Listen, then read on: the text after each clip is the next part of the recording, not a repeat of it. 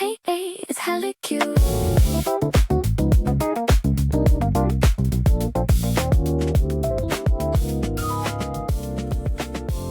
What is weathering? I'm going to say it again. Weathering. Dr. Arline Geronimus introduced the concept of weathering as it relates to Black women. And from here on out, that's what I'm talking about. Black women specific weathering. She used and introduced the concept to describe the cumulative biological toll that chronic exposure that Black women suffer and face due to racism, sexism, economic insecurity, discrimination, and the constant vigilance that it takes on Black women over time.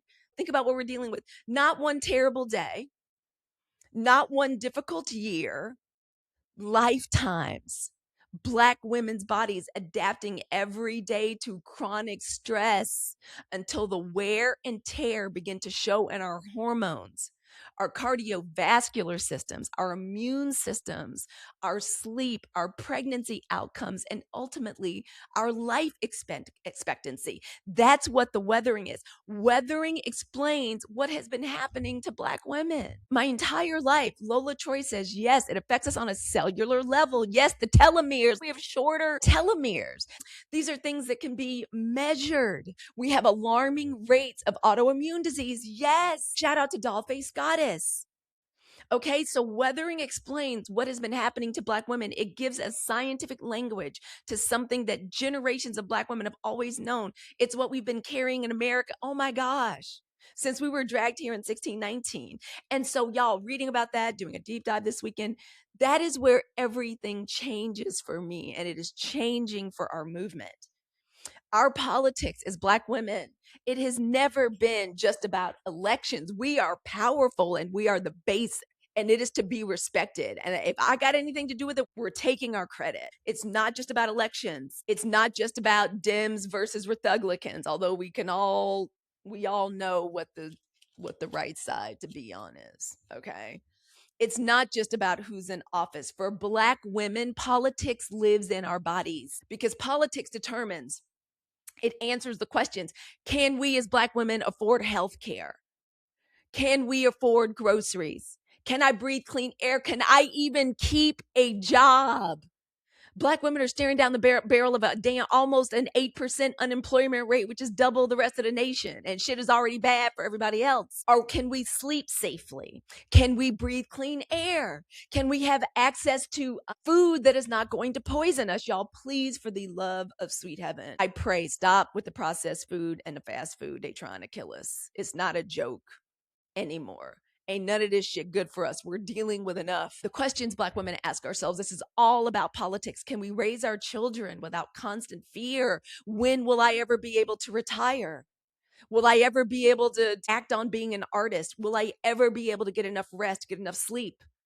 When do Black women start flourishing? I say right now. That's politics. All of those questions, that's political, because politics is what's producing the weathering, the racist policies, the Christo-nationalism, the fascism, the authoritarianism, pushing us out of destabilizing the Black community by destabilizing Black women's economic power and might, by removing us from gajillions of safe, good federal jobs. If politics produces our weathering, then the politics that we choose as Black women moving forward, we have an obligation, and the political party, the candidates that we support, we have an obligation to ask them questions like, this is what we as Black women, politics affect our bodies, our mind, bodies, and spirits. So what are you going to do as a candidate, as a party, to reduce it, to reverse the weathering? That's our new framework, 92%. That is why I'm saying today, the 92% from now on is what we've been doing since Election Day in 2024. We are going to be practicing holistic politics because we don't separate public policy from public health. All of the science proves that we don't get to separate democracy from our nervous system. So when people say dumb shit, like, can't you put like race shit aside as Black women? No. And also, fuck you for asking. Just on behalf of Black women and the 92%, I need for the rest of the nation to know, because I know this might be a little bit jarring for y'all, and sorry, not sorry. But no, we can't separate the public policy from our health. We can't separate the democracy from our nervous systems because we are stressed the fuck out, drenched in cortisol and epinephrine. Our lives are being shortened. Sorry, we're suffering from chronic stress. Lola just said earlier, and shout out to Dollface Goddess, who is an advocate for Black women suffering disproportionately from autoimmune disease. Don't ask us to like separate the conversation. Just listen to what the fuck it is we're saying. We're the power players on the board, and it's time for everybody to start listening to us. And the ass kicker is, if Black women are demanding it, if we're saying, no, look at this. No, we demand answers on this. No, we demand to know what your policies are on this because it affects maternal mortality rates, the way we suffer disproportionately from autoimmune disease, the way it affects us on a cellular level. Okay, the way it has destroyed our nervous systems, the way these policies have kept us impoverished, that keep us from pursuing our education and our degrees, or our children from doing so. We deserve to ask the question. People are going to have to listen to what the fuck we're saying and just get the fuck over it. We don't separate voting from flourishing, and that is what Black women are demanding from now on. We demand to have political conditions set up for us to flourish. We're asking a different question than everybody else. We deserve to get to ask special questions because look, we're the baddest bitches on the board. That's us. That's Black women, Black men right behind us, although they need to improve a little bit. And I'm projecting that they will in this next election and midterms coming up. I'll be very interested to see how we turn out. Okay. So yeah, we're going to be asking different questions. We've done the work and we show our work as 92%. A lot of political movements ask, like, who should we vote for? The 92% from now on, Black women voters, us. We're going to be asking, will this reduce weathering for Black women? And if people don't know what weathering is, we'll educate them. They're always wanting, educate me about racism. Now we're going to educate you about this weathering and what we deal with and what we suffer. Thank you very much. That is the question Black women of the 92% are asking. Will this reduce weathering for Black women? Every policy, every freaking candidate from, and I'm not playing y'all, because y'all know a lot of us, we know it's important to be involved on a local level, school boards. I'm gonna be doing some work for this little trio of candidates we got running for the school board in our little town. I'm 100% on board because I plan on asking them questions about their policies and will their policies reduce weathering for Black women. Seriously, city councils, school boards, those are the questions we are asking. That's what we're doing. Every candidate, every budget, every institution, every law, every decision must answer one question. We're going to keep it simple for these hoes. Y'all know we're in a post-literate society. Y'all go read that article in the Atlantic. And if you don't have a subscription, you go to the library. Every library I know got electric journals, e-journals. We're in a goddamn post-literate society right now. Keep it simple for these hoes. And by hoes, I mean everybody other than us. I can't do nothing but speak for us. I got that's enough to dealing with the most powerful voting bloc in progressive politics. I ain't got no time or energy for anybody else but us. Each and every politician, every budget, every policy question, every candidate, every institution got to answer the question, does this reduce weathering? And does it increase flourishing for Black women? If the answer is yes, we're listening. We're listening. Tell us more. If the answer is no, it doesn't belong in our future. Bye. Deuces.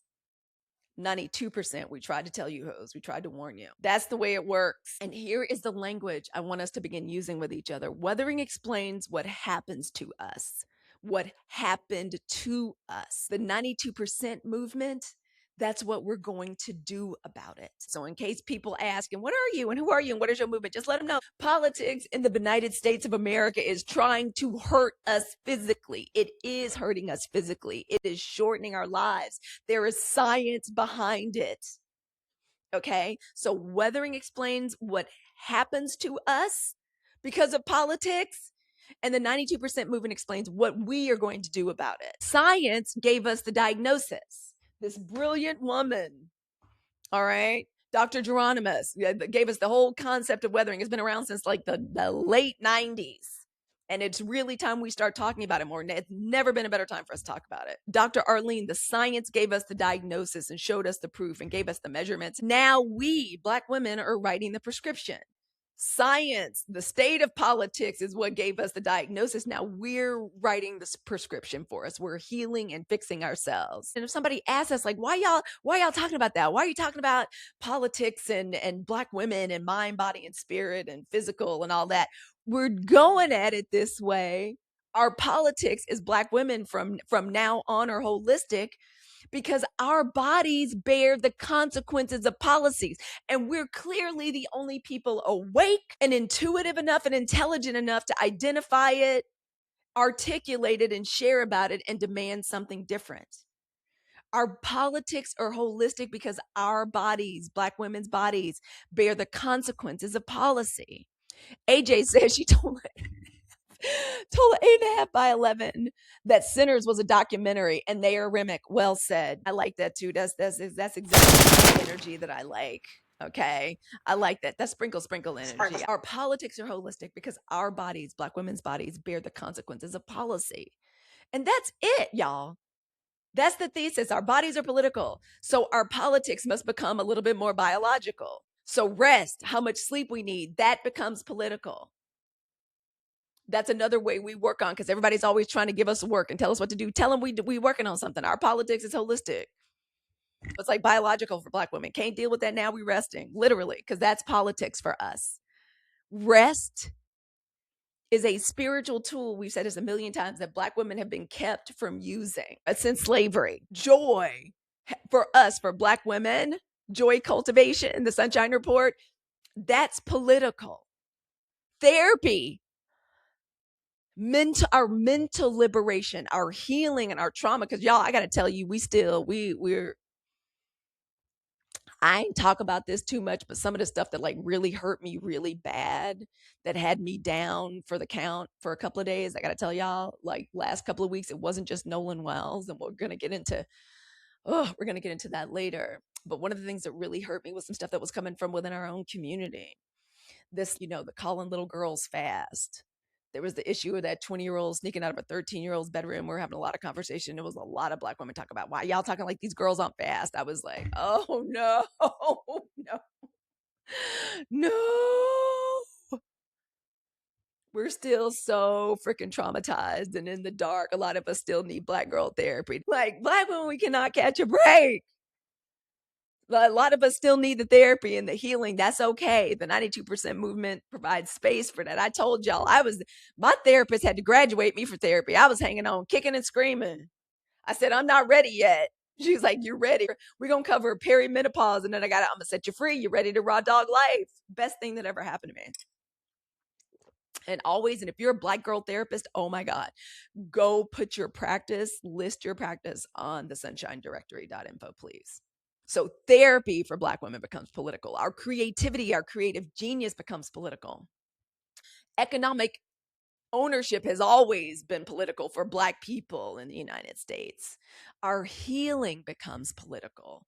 If we weren't on the road and the verge to some amazing collective and communal healing as Black women, as the most powerful voting bloc in progressive politics, we've only been capable of doing it since like the November 2024 election. It's where the ancestors want us to go. It's what we all woke up collectively the day after the election, having decided that we were doing things differently. And first of all, we need a nap.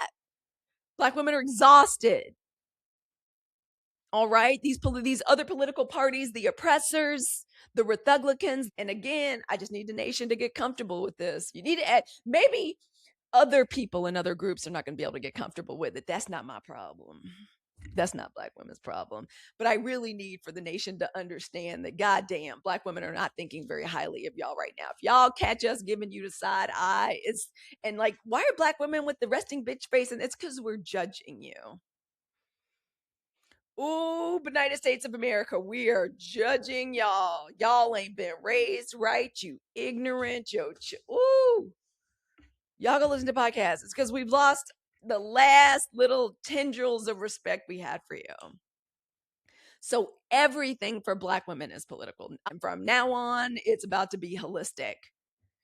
Politics has always reached into our bodies. A whole lot of time and money is being wasted on trying to erase Black history. We're not going to let you do it. They messed around and gave Black women, Black people, but especially Black women and Black women, Gen X and older. Y'all don't, we got Beyonce's internet and AI now. There's nothing that can stop us. Politics has always been something that has reached into our bodies. And now we're demanding that politics, politicians, candidates, institutions, if you want our help, you're going to have to show us how your policies are restorative for Black women.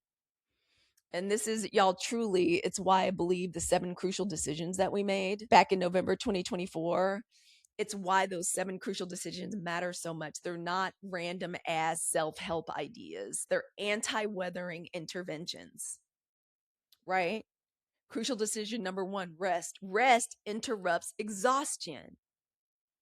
Mental liberation, crucial decision number 2, interrupts hypervigilance. Y'all know, just the exhausting, just always having to be on, always having to like check the scene. If you're a Black mother, always surveying the scene is what that little heifer said. Was she saying that because my daughter's Black, because my child is Black? The way that teacher did that, is that because she Black? And for me, the answer is always yes, because like everything goes back to slavery. Everything is about race and politics. So mental liberation, that interrupts the hypervigilance we're having to deal with all the time. Unlearning the grind, it interrupts extraction. People always feeling that they could take from us, just demand our time and our attention, our energy. When we practice economic activism as one of our main forms of activism, instead of going to these stupid protests or writing these damn postcards, economic power, it interrupts our vulnerability. So much of what negatively affects us as a community and like contributes to crime and dysfunction and abuse and trauma in our own communities has so much more to do with poverty than anything else. So the economic power, our economic activism, it interrupts that vulnerability that we, especially as Black women, face, and they're trying to make us economically vulnerable, best believe.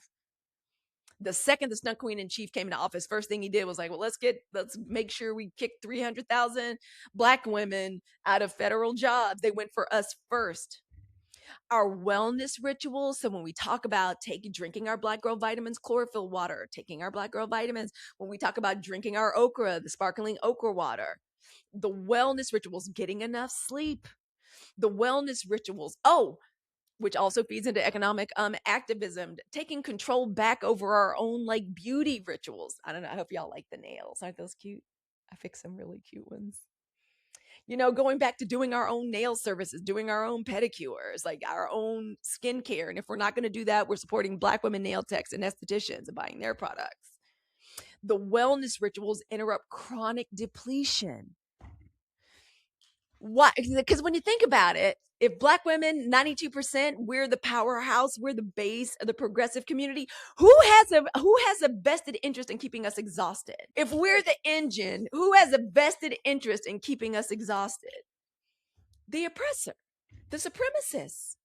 Sometimes it even comes from within our own political movements. When we respect and we celebrate our creative genius, Black girl creative genius, that interrupts us being in survival mode all the times, and it lets us be in our whimsical Black girl artistic space, which we deserve. We already run culture.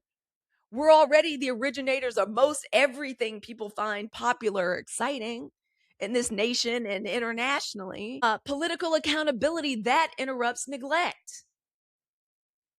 Telling them, no, you're going to have to answer our questions. If you want our vote, you're not ready for all this jelly as a candidate. If you can't answer our questions, answer our questions. James Tallarico, I personally think he's making some inroads. I think he realizes that he needs to put everything into this if he wants to pass the test. And he is reaching out and engaging, right? He is. And that's why his numbers are going up. This is what I say. See what happens when you engage with in a respectful way with Black people, especially Black women. Watch the blessings. James Tallarico, if your people are listening, keep engaging with Black people, especially Black women. Look into weathering and what your policies are going to do to reverse weathering for Black women. It is not going to do nothing but lead you to the promised land. I'm telling you. Each one of those things, each one of the crucial decisions that we decided to make as a political movement is 92%. Each one of them is designed to move Black women from just suffering and surviving to flourishing. That is what we are requiring of our political movement. If you don't want to talk about how we're reversing weathering for Black women,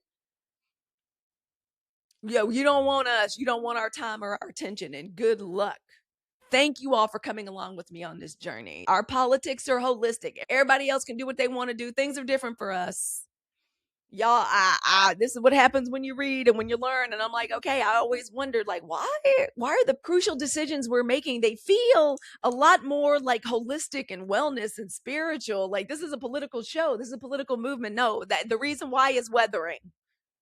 That's why all of this affects us. It is multifaceted and we are tired of it. And now there's scientific proof for it. At this point, now I'm like, fuck y'all. I know I'm right and I'm telling the truth. There's science behind it and everybody can either get on board or get to step in. Thank you all for coming along with me on that. Y'all weird. I'm telling you, weathering explains. And I want you to remember this. Weathering explains what's happened to Black women and the 92% movement. We are the blueprint and our movement is the blueprint for reversing it. And everybody else needs to come on along for the ride. Why? Because in all things, what is good for us is good for everybody else. If your new policies or the way we radically change and reform healthcare, which we're going to have to do, Southern Bond says, pull the plug on all the foolishness you need to earn. Exactly. Crucial decision number 7, earn our votes. Y'all, I've written this all out. We got a plan. We got a blueprint. Earn our vote.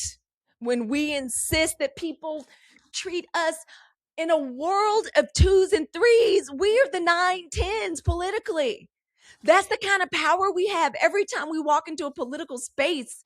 Anytime as a Black American woman and a voter, you walk into a political space, walk in like you got balls of brass, ovaries made out of opal when you walk in, because that's who we are politically. That's how you need to walk in. Because that's who we are. People gonna put some respect on our name as Black women voters. And they have to earn our vote now because it's valuable, like everything about us. Our time, our attention, our approbation, our acknowledgement is valuable. And when we demand that people earn our vote, it interrupts that automatic loyalty shit that Black women, we're so guilty of. It's okay. That's the way we were programmed. That's all right. But slavery is over. That's over. It spells and we up. It spells and we are awake. When we make people and we make the establishment and these political parties respect our vote, it interrupts this automatic loyalty, this performative politics shit, this symbolism without the results. What does it create? It creates accountability, better policy, healthcare, housing, education. All of these things. And what we demand, if we demand that you do these things, that you come up with better policies for us as Black women, is going to help everybody. Everybody. What? Because why not stand on business as Black women of the 92? Whom shall we fear? I said this in the latest episode of the podcast, the Dear United States of America. It's a mess right now, but Black women, we have endured so much worse than this shit. But Black women wake up, we eat resilience for breakfast. I don't mean to get all Ricky Bobby on a shout out to Will Ferrell, but Black women wake up every morning and we piss excellent. I don't know what else y'all want. That's just the truth. We've gone through so much worse, and it sucks and it's stressful, but at least we know what the fuck is going on and we know how to call it by its name. And we now know exactly what to demand of politicians and movements that want anything from us.